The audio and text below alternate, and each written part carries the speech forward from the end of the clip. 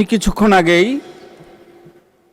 ত্রাণ মন্ত্রণালয়ে একটা সহযোগিতা পাওয়ার জন্য আমার এলাকায় আমি গিয়েছিলাম। মন্ত্রী মহোদয় ছিলেন না, তো আমি ওই মন্ত্রণালয়ে যে পিএস আছে ওনার রুমে বসে কথা বলছিলাম যে আমি এই সহযোগিতাটা পেতে পারি কি না। পিএস সাহেব আমাকে বললেন যে মাননীয় প্রধানমন্ত্রীর নির্দেশে বিরোধী দলীয় সংসদ সদস্যদের আমাদের যে বরাদ্দটুকু ছিল সর্বশেষ সেটা বিরোধী দলীয় সংসদ সদস্যদেরকে দেওয়া হয়েছে। তো মাননীয় প্রধানমন্ত্রীকে ধন্যবাদ। আর আমি মনে করি আজকে প্রধানমন্ত্রীর কাছে আমার প্রশ্ন, আপনি যেভাবে সবার জন্য করছেন এই জন্য সকল সংসদ সদস্যের জন্যই আপনি করছেন। আমরা বিরোধী দলের রাজপথের অবস্থান এবং তাদের যে বক্তব্য সেভাবে কিন্তু আমরা তাদের কাছ থেকে রেসপন্স পাচ্ছি না।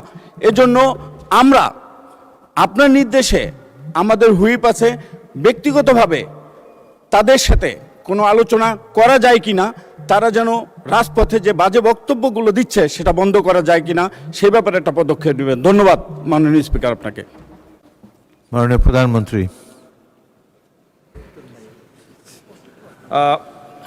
ধন্যবাদ মাননীয় স্পিকার।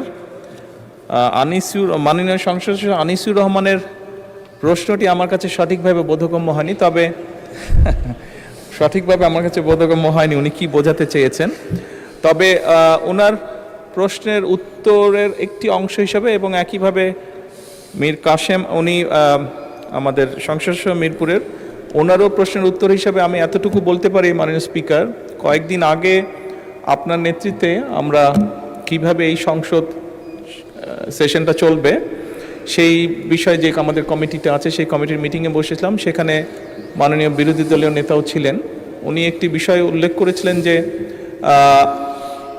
কিছু কিছু ক্ষেত্রে সরকারের পক্ষ থেকে কিছু কিছু সহযোগিতা যেগুলো বিরোধী দলীয় নেতারা হয়তো পাননি তখনও, যেটি ঈদের আগে সরকারের পক্ষ থেকে দেওয়া হয়েছিল, অনেক সংসদ পেয়েছেন, অনেকে পাননি, ওনাদের হয়তো কেউ কেউ পাননি। আমি ওখান থেকে বেরিয়ে এসে, এবং এটি এলজিএডি মন্ত্রণালয় থেকে করা হয়েছিল, আমি বেরিয়ে এসে এলজিএডি মন্ত্রী সাহেব এবং প্রতিমন্ত্রী উভয়কে সাথে সাথে নির্দেশনা দিয়েছিলাম যে যদি বিরোধী দলীয় সংসদ সদস্য কেউ না পেয়ে থাকেন যাতে দ্রুত সেই ব্যবস্থা নেওয়া হয়।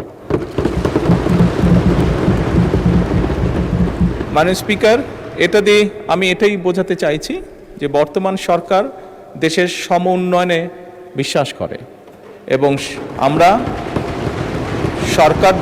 সরকার দলীয় সংসদ সদস্যরা যেভাবে এলাকার উন্নয়ন করবেন ঠিক একইভাবে সরকারের সম্পূর্ণ সহযোগিতা থাকবে।